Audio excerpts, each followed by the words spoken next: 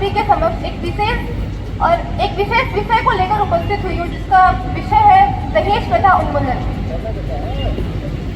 हमारे समाज में ऐसे अनेक परंपराओं की शुरुआत किसी अच्छे कार्य के लिए किया गया था, किंतु समय दर समय इन परंपराओं में बुराइयां आने लगी और इन परंपराओं का उपयोग गलत कामों के लिए किया जाने लगा था, जिसका परिणाम ये हुआ कि ये परंपराएं अपना मूल उद्देश्य भूल चुकी हैं और इन्हीं परंपराओं में एक प्रथा है दहेज प्रथा।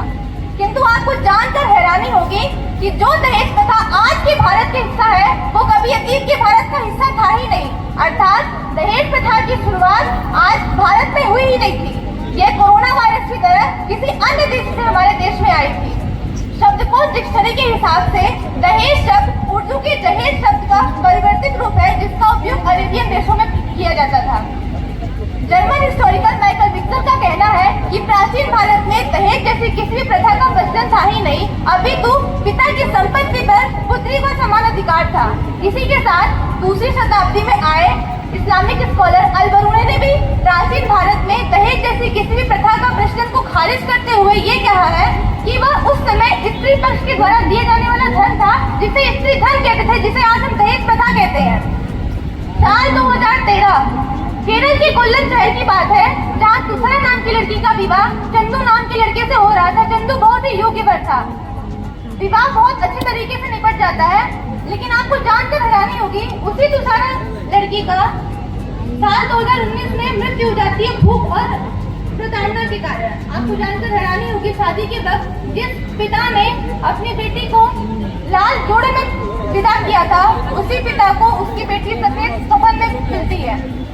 आपको ये भी जानकर हैरानी होगी कि उस तुषारा का जिसका वजन शादी के वक्त 60 किलो था, वो सिर्फ 20 किलो रह गया था। तो आप कल्पना कीजिए वो प्रताड़ना का स्तर क्या रहा होगा। हमारे समाज में डाउरी प्रोहिबिशन एक्ट 1961 के अकॉर्डिंग दहेज लेना और दहेज देना दोनों अपराध है। शादी.com का नाम सब लोग ने सुना होगा।